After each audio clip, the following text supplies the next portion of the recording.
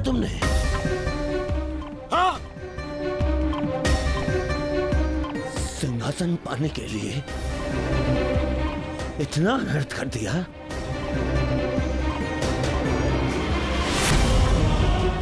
नहीं, मैं प्रतिकार लूंगा।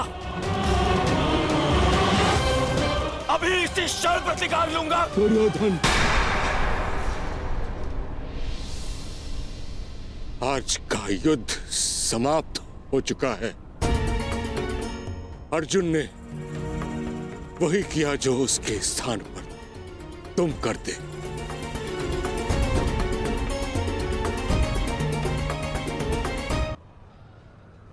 पितामह,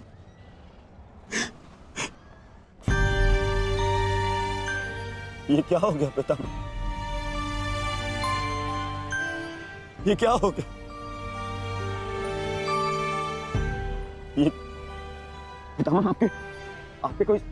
आपके सिर को कोई संभल नहीं है। आपको कष्ट हो रहा होगा ना?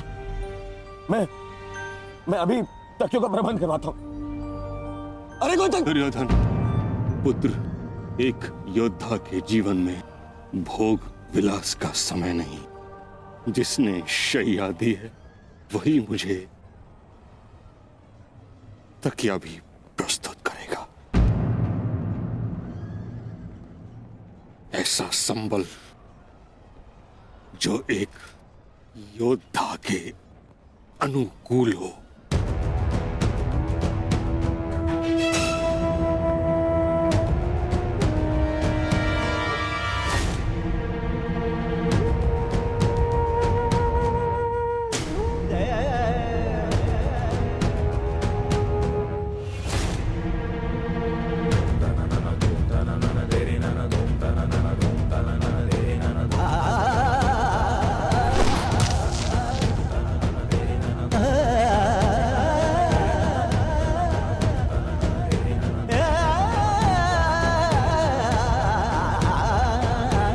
प्यास लगी है अर्जुन,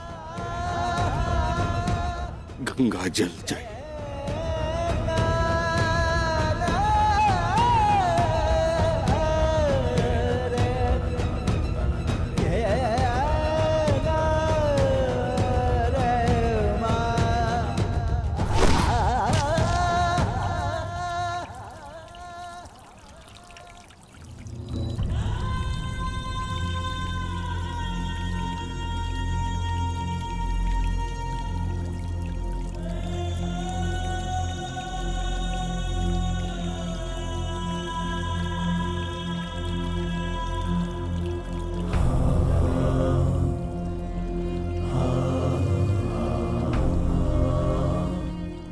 माता, आपकी गोद में विश्राम करने का समय आ गया है।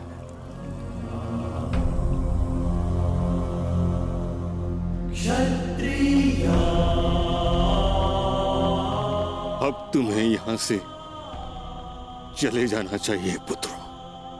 यहां रहकर तुम मुझे इस दशा में अधिक समय तक देख नहीं पाओगे। विश्राम करो, कल युद्ध शेष है। आज तुमने अपना एक कर्तव्य पूर्ण किया पुत्रों। क्षत्रिय, किंतु अभी तुम्हारे अनेक कर्तव्य शेष हैं। नियता व्रता,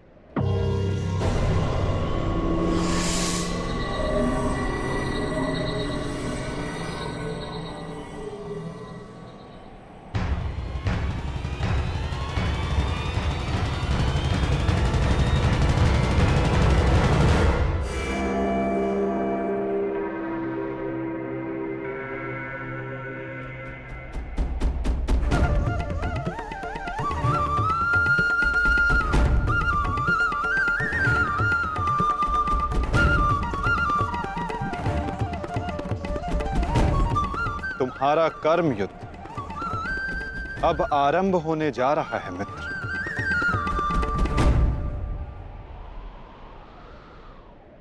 कल तुम युद्ध भूमि में प्रवेश करोगे, परंतु आज भी कोई कुरुक्षेत्र की युद्ध भूमि में है जो तुम्हारी प्रतीक्षा कर रहा है मित्र।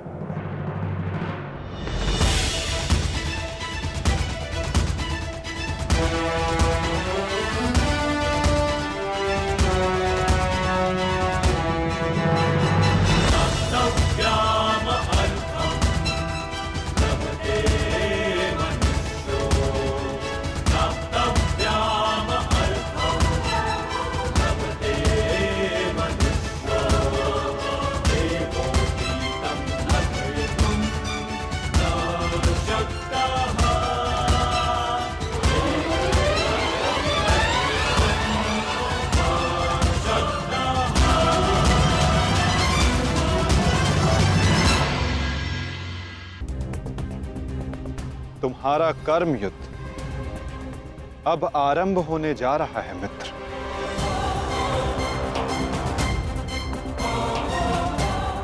कल तुम युद्ध भूमि में प्रवेश करोगे, परंतु आज भी कोई कुरुक्षेत्र की युद्ध भूमि में है जो तुम्हारी प्रतीक्षा कर रहा है मित्र।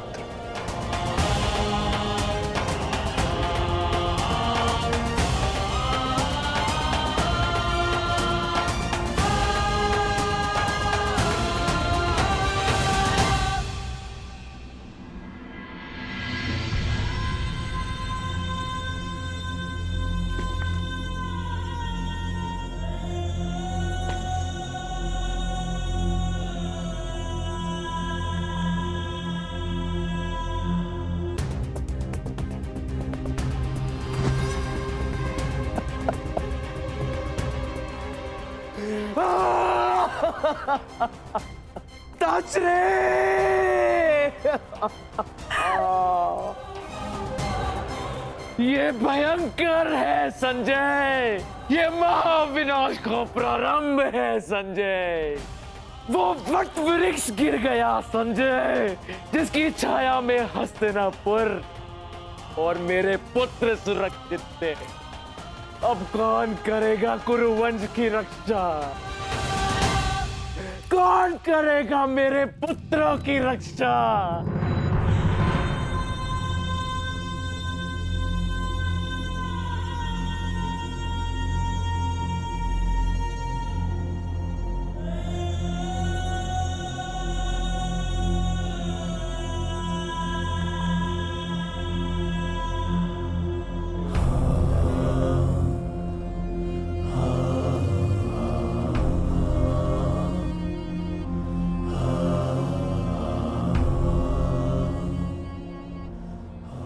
कुरुक्षेत्र में तुम्हारा स्वागत है अंगराज।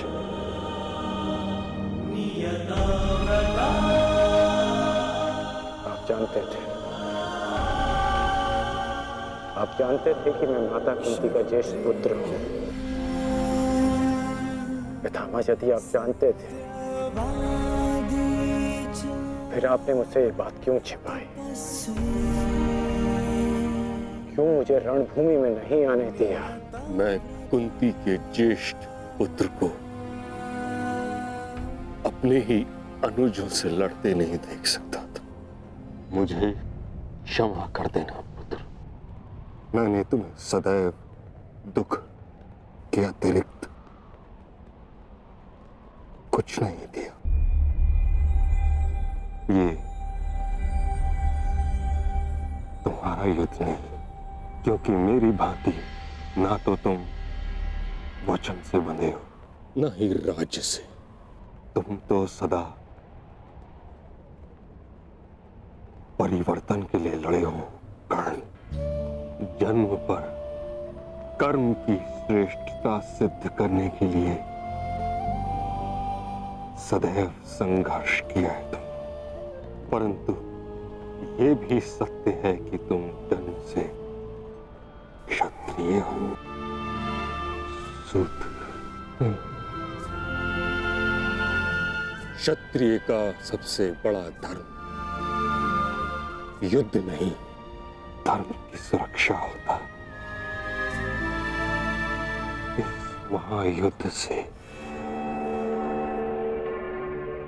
विलग रहो पुत्र। मैं वही कर रहा हूं जो परिवर्तन के लिए उचित है। मैंने सदैव अपना कर्तव्य पूर्ण किया है पितामह। अब आप मुझे रणभूमि में जाने से नहीं रोक सकते। आपने जो किया उस पर आपका विश्वास था। मैं जो करूंगा उस पर मेरा विश्वास है, और मेरा विश्वास है कि दुर्योधन युधिष्ठिर से कहीं अधिक सक्षम शासक है।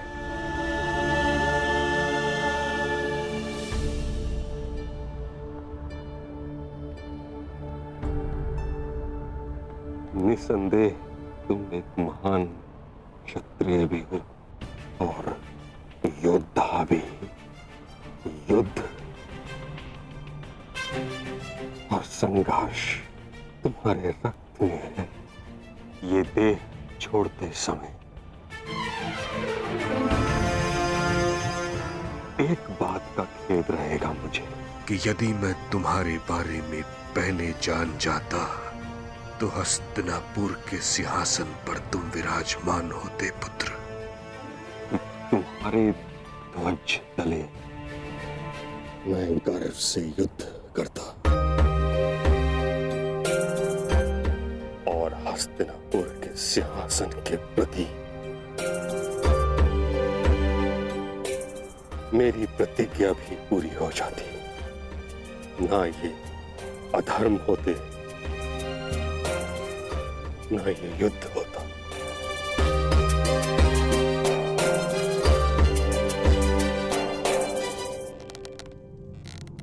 तुम्हारे पुत्र हस्तिनापुर की रक्षा बनेंगे, यही इनका कर्तव्य है और यही नियति। मेरे पुत्रों का कोई अनर्थ नहीं हो सकता। यदि कोई अनर्थ का बाण उनकी ओर आएगा तो उसे सर्वप्रथम भीष्म की ढाल का सामना करना होगा। मुझे मुक्ति दो पुत्रों।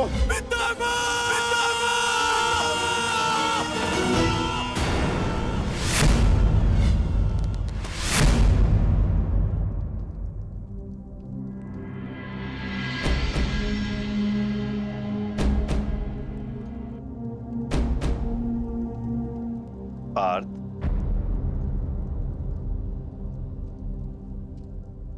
इस गांडीव ने तुम्हें क्या क्षति पहुंचाई है जो तुम अपना क्षोभ इस पर उतार रहे हो?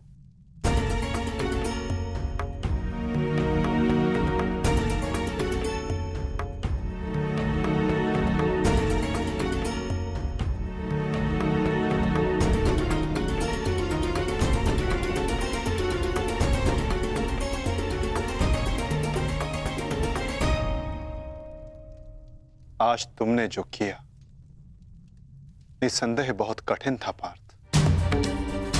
बहुत साहस चाहिए अपने श्राद्धेय पर प्रहार करने के लिए, और ऐसा करके मनुष्य का मन टूट जाता है, अशांत हो जाता है।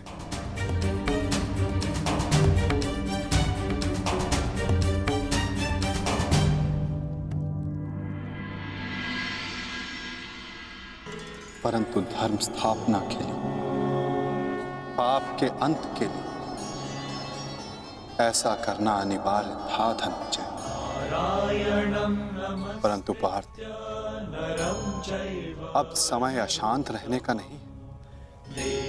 अपने मन, अपनी शक्तियों को, अपने कौशल को एकाग्र करके केंद्रित करने का है पार्थ। तुम्हारे समक्ष अब तक वास्तविक चुनौती नहीं आई थी, परंतु अब वास्तविक चुनौती का आरंभ हुआ है पार्थ। अब तक युद्ध भूमि में जो तुम्हारे समक्ष थे वो केवल तुम्हारे प्रहारों को रोक रहे थे, परंतु अब कल जो युद्ध भूमि में तुम्हारे समक्ष होगा वो अपने सबसे घातक प्रहार तुम पर करेगा पार्थ।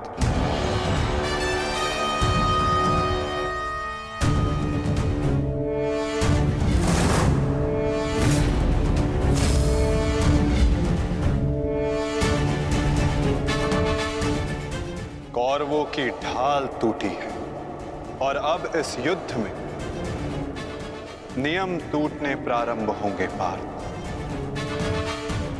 स्वयं को संभालो पार्थ और युद्ध के लिए सज्ज रहो, क्योंकि कल से प्रारंभ होगा वास्तविक महाभारत।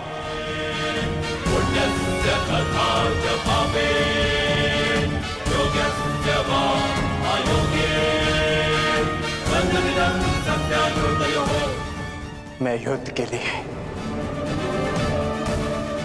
सज्ज हूं माता। यदि तुम युद्ध के लिए सज्ज हो तो कल से यह रणभूमि तुम्हारे सामर्थ्य और पराक्रम की साक्षी बनेगी। मुझे विश्वास है तुम्हारी गौरव गाथा सहस्त्र वर्षों तक गाई जाएगी।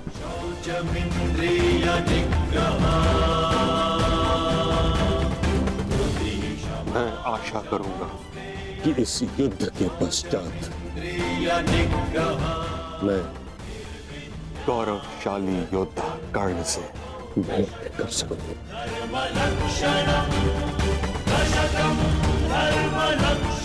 मुझे भी उस क्षण की प्रतीक्षा रहेगी पिता।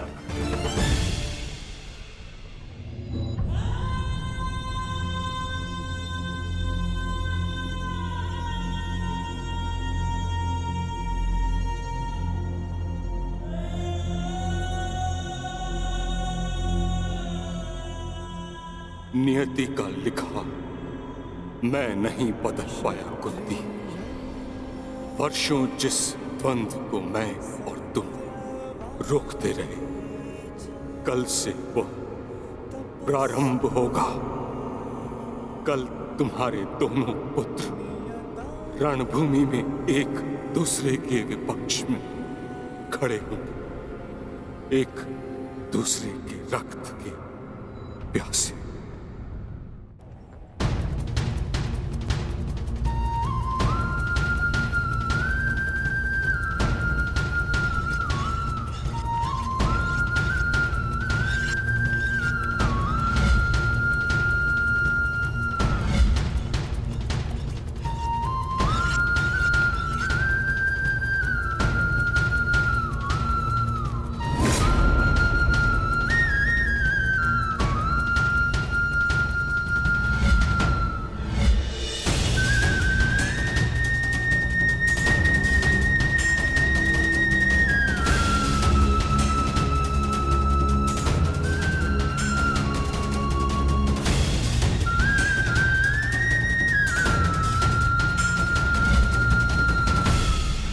संसार के सर्वश्रेष्ठ धनुर्धर महाबली महामहिम भीष्म बाणों की शैया पर है। महाविनाश प्रारंभ हो चुका है और इस महायुद्ध में कोई भी जीवित नहीं बचेगा, ना कोई पिता और ना ही पुत्र।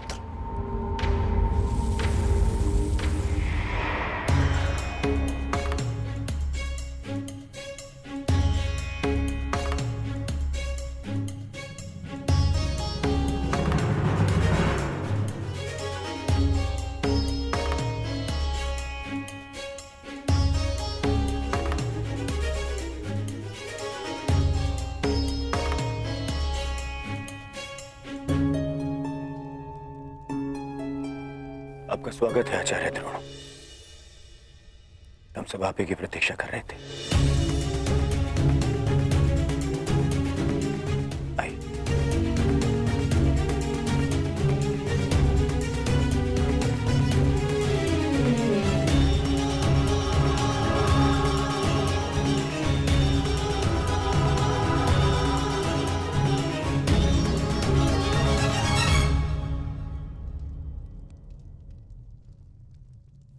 मंत्रणा स्मरण है न मेरे होने वाले सम्राट?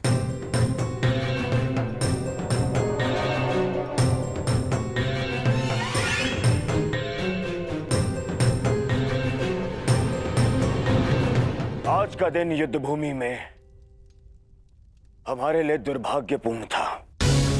हमारे प्रमुख सेनापति महामहिम पितामह भीष्म शत्रुओं द्वारा रणभूमि से बाहर कर दिए गए और यह सब संभव हुआ है उन पांडवों के छल के कारण। किंतु ये युद्ध अभी समाप्त नहीं हुआ है वीरों। यह युद्ध तब तक शेष है तब तक हमारी अंतिम सांसें शेष है। और मैं दुर्योधन ये वचन लेता हूं कि मैं इस छल का प्रतिशोध लूंगा, अवश्य लूंगा।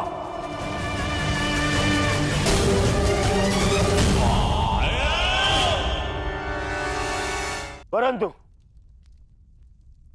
सेना का नेतृत्व करने के लिए एक कुशल सेनापति का होना आवश्यक है और मेरे इस सेना का नेतृत्व कौन करेगा इसका निर्णय मैं ले चुका हूं। हमारी सेना का नेतृत्व करेगा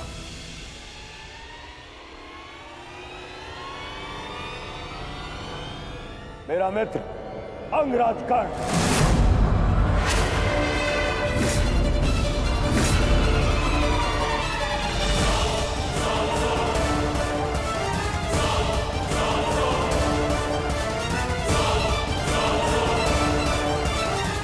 बस दुर्योधन,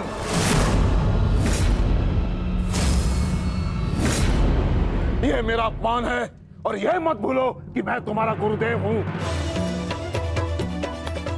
और मैं अपने इस अपमान को कदापि सहन नहीं करूंगा।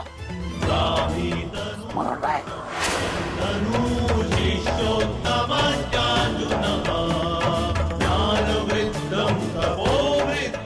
आज हस्तिनापुर का दुर्भाग्य है कि महामहिम बाणों के शैया पर लेटे हैं। बहुत अधिक पीड़ा हो रही है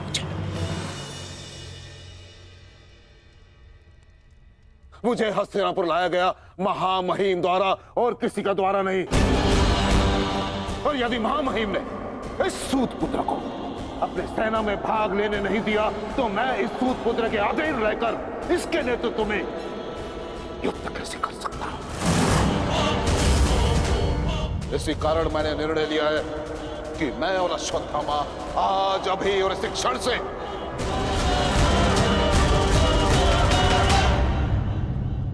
कौरवों के पक्ष का त्याग करते हैं।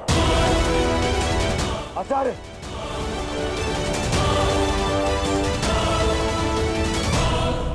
क्षमा करें पिताश्री, किंतु कर्ण के अधीन रहकर मुझे युद्ध लड़ना है या नहीं, यह निर्णय आपका नहीं, मेरा।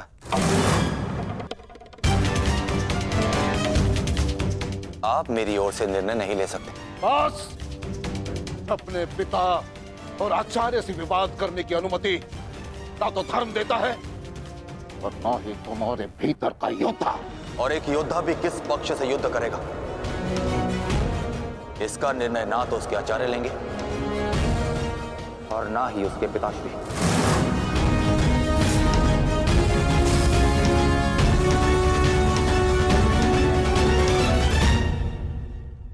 मेरे आदेश की अवहेलना करने का तो साहस कभी मत करना अश्वत्थामा। निर्णय ले लिया है मैंने कि आज अभी और इस क्षण से हम कौरवों के पक्ष का त्याग कर रहे हैं।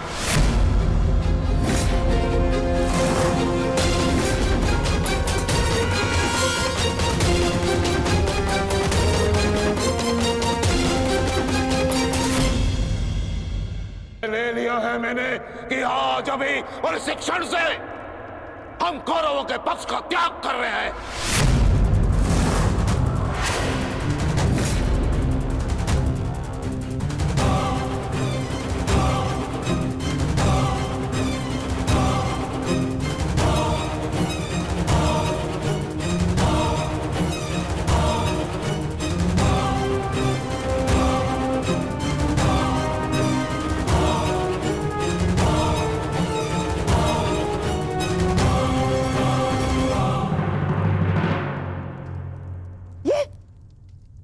ये क्या किया तुमने?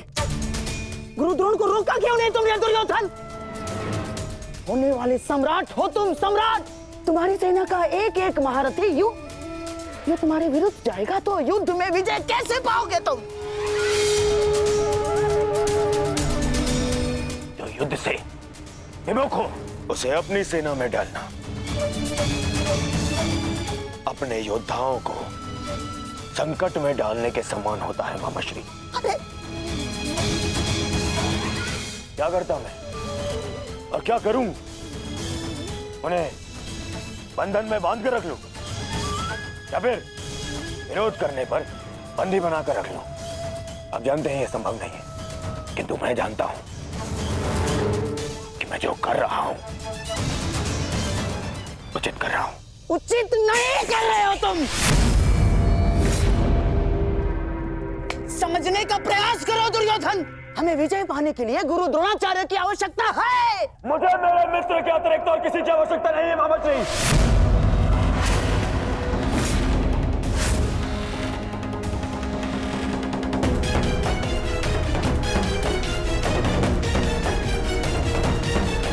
आओ सेनापति कर्ण, तुम्हारा स्वागत है।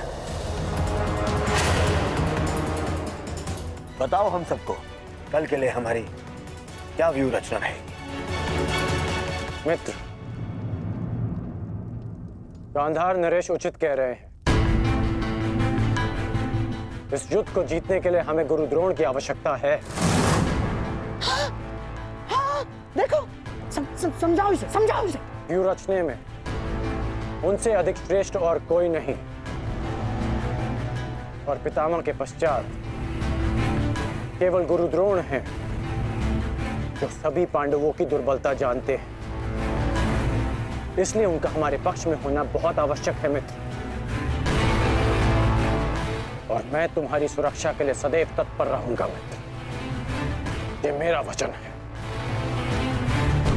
परंतु कर्ण, अब क्या किया जाए?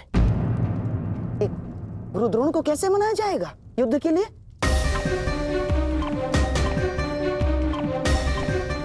मेरे पास उपाय है। हाँ, कैसा उपाय अंगराज? गुरु द्रोण कल युद्ध में प्रस्तुत रहेंगे।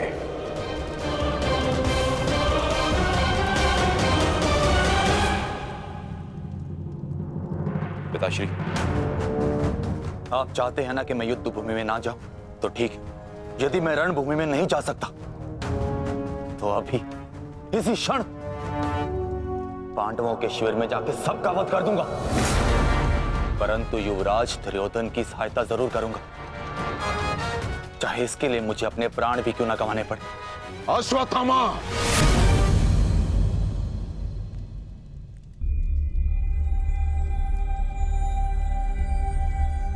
बात को समझने का प्रयत्न करो। तुम दुर्योधन की कोई मदद नहीं कर सकते, उल्टे तुम अपने प्राण संकट में डाल लोगे, और इसी कारण मैं नहीं चाहता कि तुम इस युद्ध में भाग लो, क्योंकि मैं तुम्हें इस प्रकार खोना नहीं चाहता। अब मैं कोई बालक नहीं हूं पिताश्री, अपने निर्णय स्वयं लेना चाहता, और ऐसा करने में मैं सक्षम भी हूं। प्रणिपात।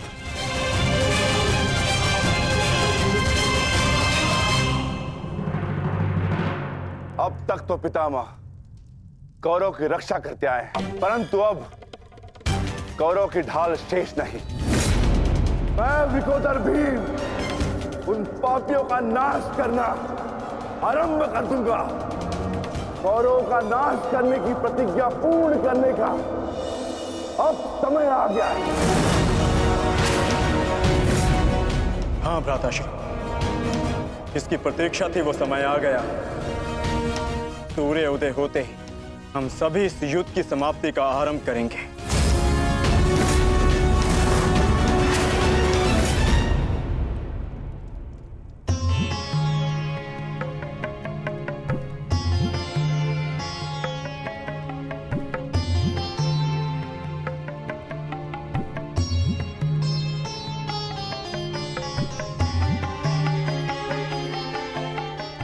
आइए महाराज, अच्छा हुआ आप आ गए।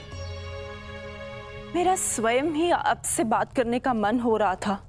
जब से ये युद्ध आरंभ हुआ है गांधारी, तुम इन दीपकों का विशेष ध्यान रख रही हो, परंतु क्यों? मेरे सभी पुत्र उस युद्ध में गए हैं महाराज, और इसीलिए मैंने इन 100 दीपकों को अपने 100 पुत्रों की लंबी आयु की प्रार्थना के लिए जलाया है। अब ये 100 दीपक मेरे 100 पुत्रों की आयु का एकमात्र सहारा है। कहीं इन दीपकों को संभालते संभालते तुम अपने हाथ न जला लेना गांधारी। नहीं महाराज, जब एक माता अपने शिशु को जन्म देती है तो उसे अपने आप ही ज्ञात होता है कि उसका शिशु क्यों रो रहा है। एक पुत्र को कभी अपनी माता को अपने रुदन का कारण बताने की आवश्यकता नहीं होती। इसी प्रकार मुझे इस बात का अनुमान हो जाता है कि इनमें से किस दीपक को तेल की आवश्यकता है और किसे नहीं, और इसके लिए मुझे नेत्रों की आवश्यकता नहीं है। तो पूछो अपने इन दीपकों से कि मेरे पुत्रों की रक्षा कौन करेगा? कौन? मैंने अभी भी आशा नहीं छोड़ी है महाराज। तात श्री के पश्चात द्रोणाचार्य हमारे पुत्रों की रक्षा करने में सक्षम है।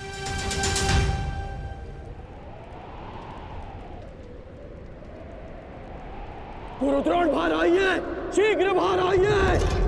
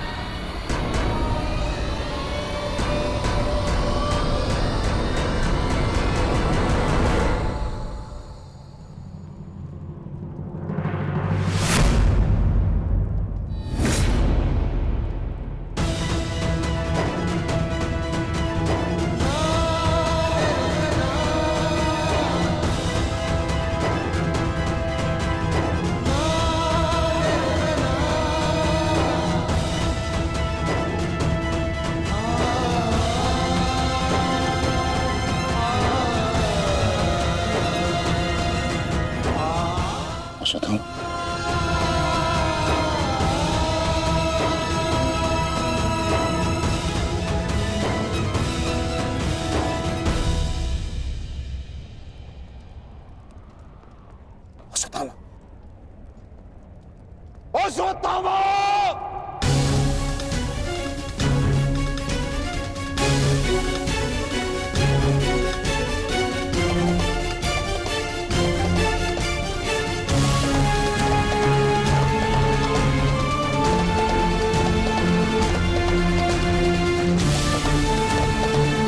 किसने किया ये सब पंगा? उत्तर दो मुझे, किसने किया? पांडव।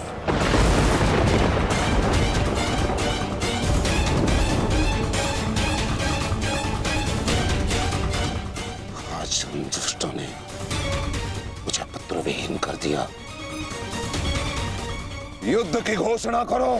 मैं उनके संपूर्ण वंश को एक साथ समाप्त कर दूंगा अंगराज।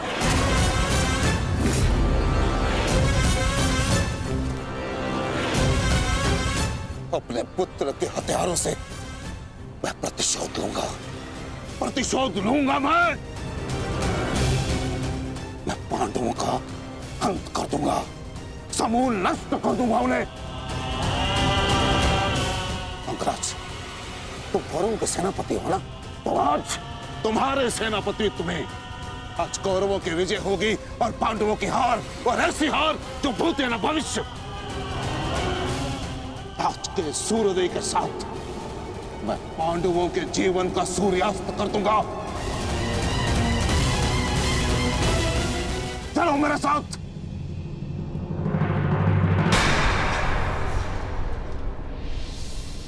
अब किस बात की प्रतीक्षा है अंगराज? सूर्योदय होने वाला है, चलो मेरे साथ।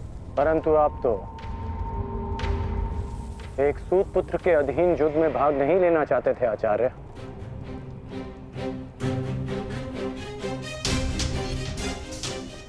परंतु यह समय स्पष्टीकरण देने का नहीं अंगराज, यह समय है स्पष्ट प्रहार करने का, केवल और केवल आक्रमण करने का। तो यह समय भयभीत होने का भी नहीं है।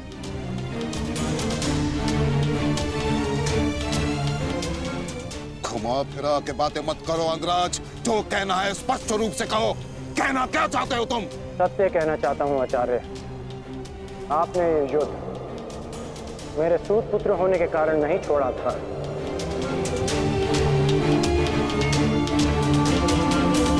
आप इस युद्ध से इसलिए पीछे हटे थे क्योंकि आपको अपने पुत्र अश्वत्थामा की मृत्यु की चिंता थी।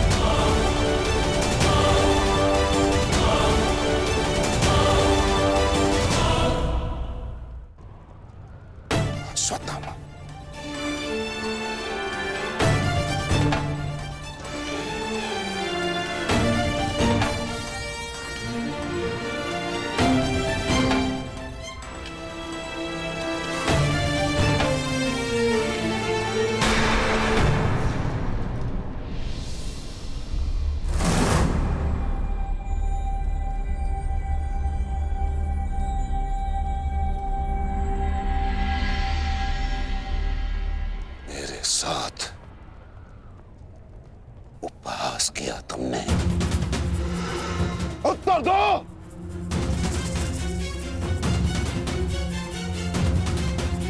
मैं क्षमा चाहता हूं आचार्य, परंतु मैंने ये सब आपका उपहास उड़ाने के लिए नहीं, आपको सत्य का आभास कराने के लिए किया है।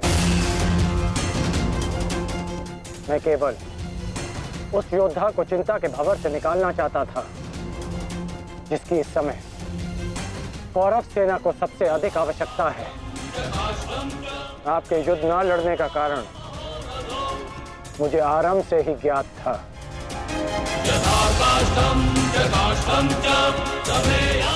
पुत्र खो देने की पीड़ा से मैं भली भांति अवगत हूं, परंतु इसका अर्थ ये नहीं कि एक योद्धा अपना कर्तव्य निभाना भूल जाए। जो आक्रोश आपने अभी दिखाया, यदि वही आक्रोश आप युद्ध भूमि में रखेंगे तो ये मेरा विश्वास है कि आप कौरव सेना और अपने पुत्र को सदैव सुरक्षित रख पाएंगे।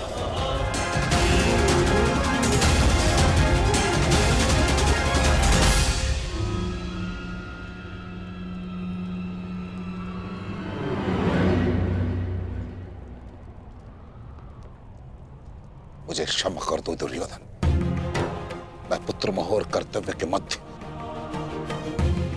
उलझ गया था, बहुत कुछ भूल गया था। क्षमा कर दो मुझे।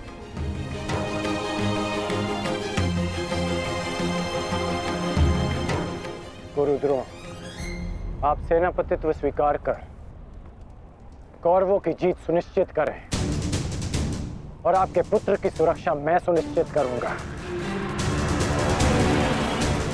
ये मेरा वचन है कि जब तक मैं जीवित हूं, मृत्यु अश्वत्थामा के निकट भी नहीं आएगी।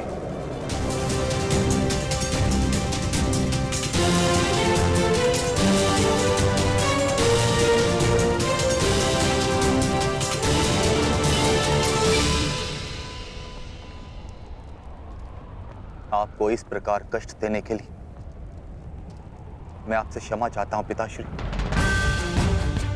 किंतु आपका पुत्र और एक शिष्य होने के नाते मैं आपको अपयश का भागी होने से बचाना चाहता हूं।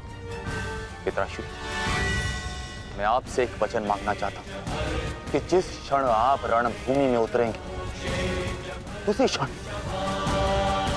आप अपने हृदय से मेरे प्रति पुत्र मोह को त्याग दें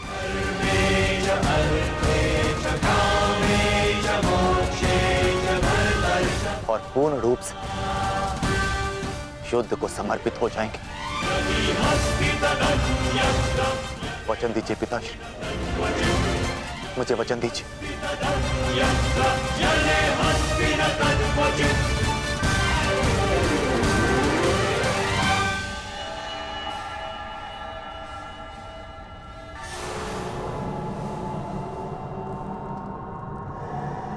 मैं वचन देता हूं,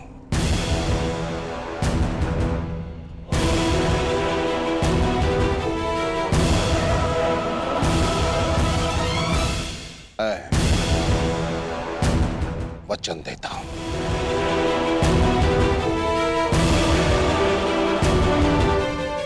सूर्योदय होने वाला है, आओ युद्ध की तैयारियां करें।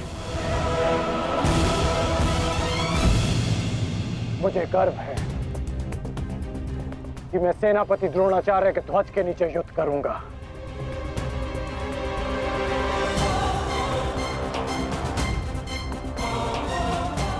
मैंने तुम्हें पहले भी कहा है मित्र, मुझे तुम पर पूर्ण विश्वास है। तुम्हारा हर एक निर्णय मेरे ही हित में होगा।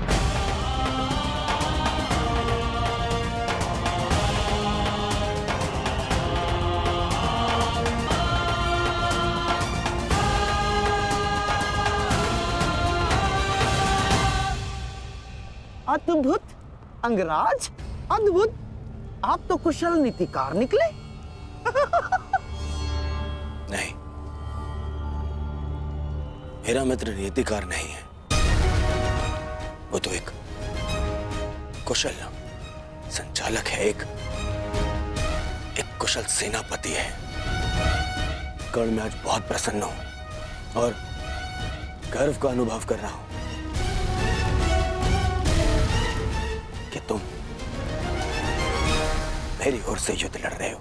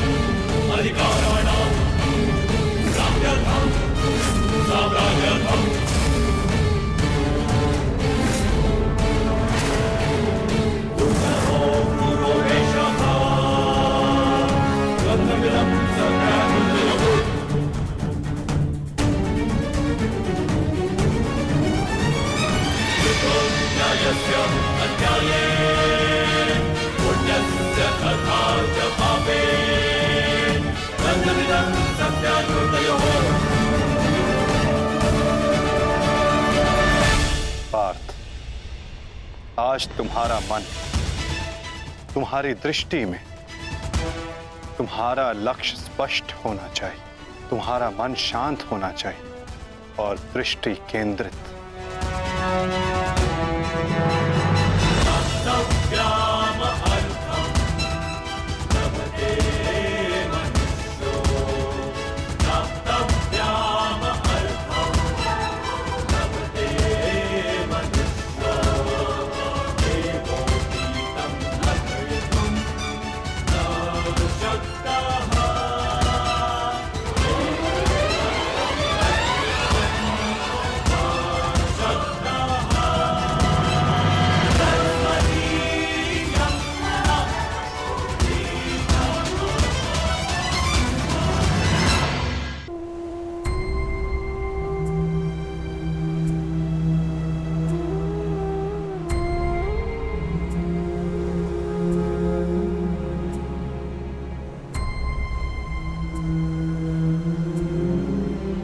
क्या तुम भी मुझसे कुछ मांगने आई हो सुप्रिया? जो मैं आपसे मांगना चाहती हूँ वो आप मुझे नहीं दे सकते अंगराज। क्या चाहिए तुम्हें? एक माता अपने पुत्र का जीवन मांगती है। मेरे पुत्र हुसैन का जीवन मांगती हूँ मैं आपसे। दे सकते हैं? नहीं ना, क्योंकि इतने बड़े दानवीर भी नहीं हैं आप अंगराज, इसलिए अनुमति मांगने आई। जाने की अनुमति। मुझे समय चाहिए, तब तक जब तक मुझे आपको देखकर मेरे पुत्र की याद आनी बंद हो जाए।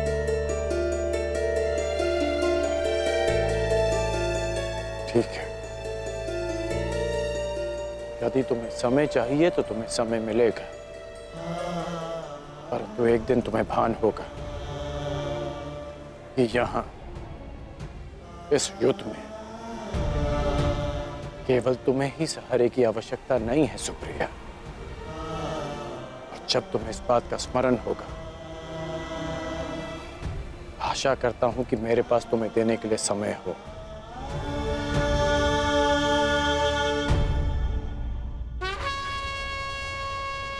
युद्ध का 11वां दिन।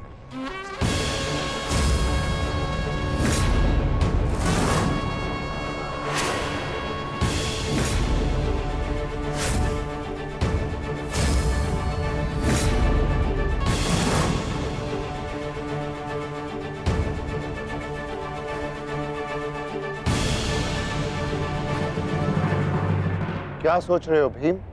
कौरवों की गिनती कर रहा हूं ज्येष्ठ, जिनका मैं आज से अंत करना आरंभ करूंगा।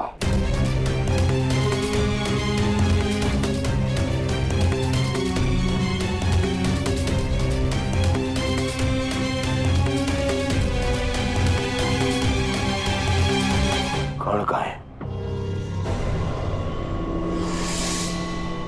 आचार्य द्रोण, युद्ध आरंभ होने वाला है, परंतु मित्र कर्ण कहां रह गया? कहां है वो?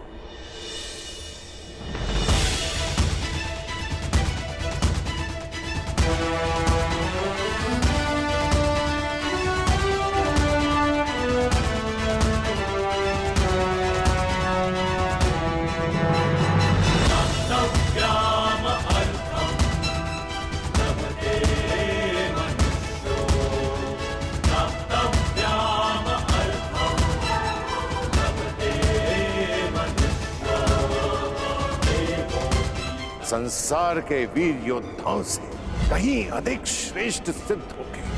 मैं तो चिरंजीवी हूं, तुम मृत्युंजय कर्ण बनोगे। कर्ण बनोगे।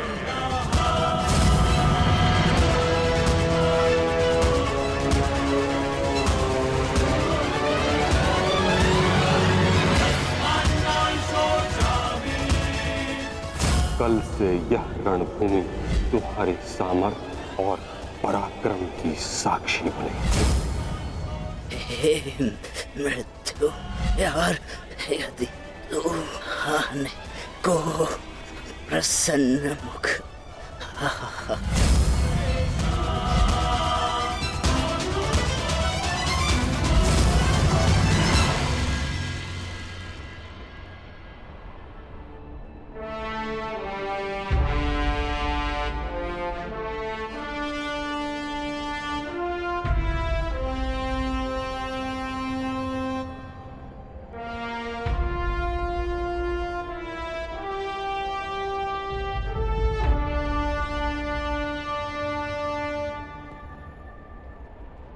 दिव्य दृष्टि से बाण शक्ति से जीते ये सारा रण, शांत चित धरे आत्मबल भरे जीते हर बाधा गढ़, छूट ना पाए लक्ष्य हो जाए सूक्ष्म सा छुपा होकर, मित्र वेग है सूर्य तेज है कवच चढ़ा इसके तक।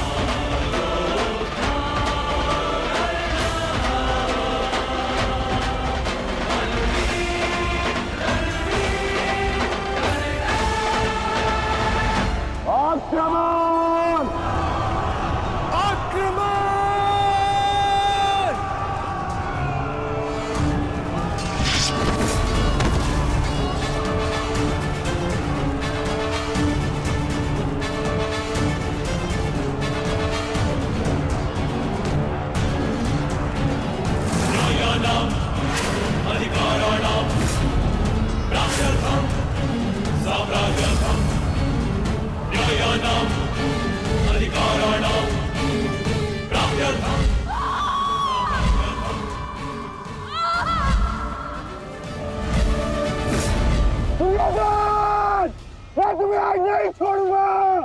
आओ नकुल, व्यू का घेरा मत तोड़ाओ। ठहरो नकुल, ठहरो।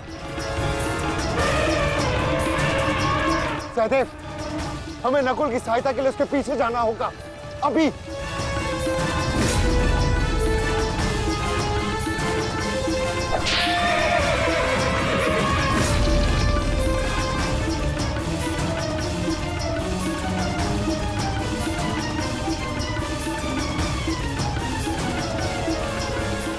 दुर्योधन!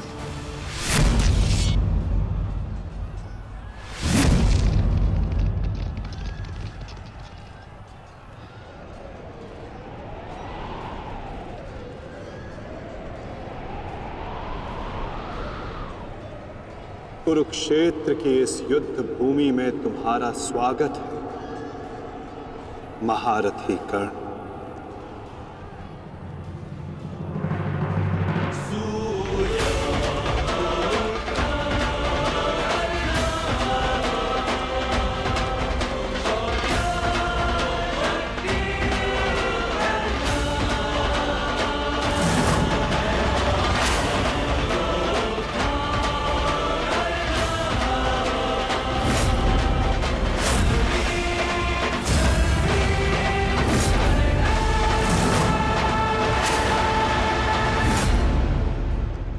मेरा मित्र आ गया।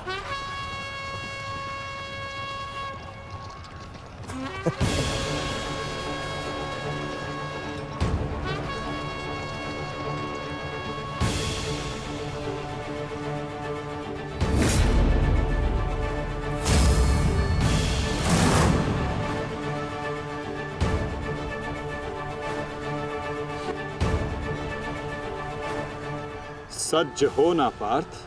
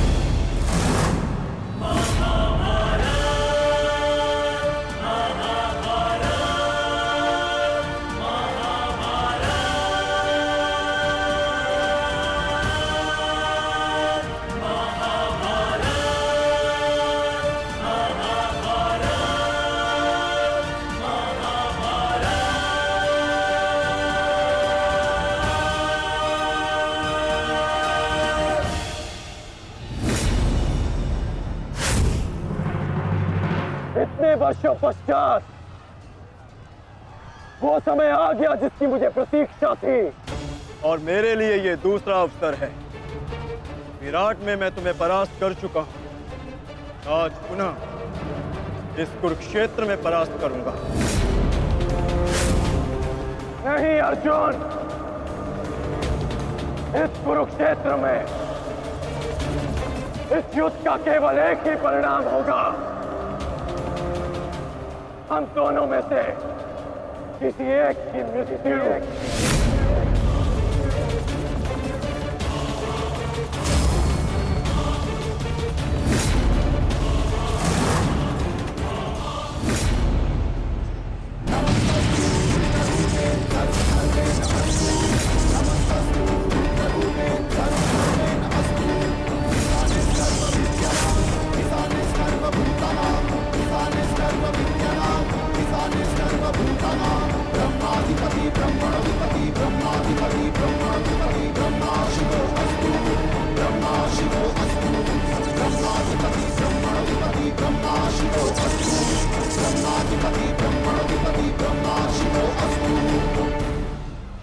देवराज इंद्र की अमोघ वाष्पी शक्ति।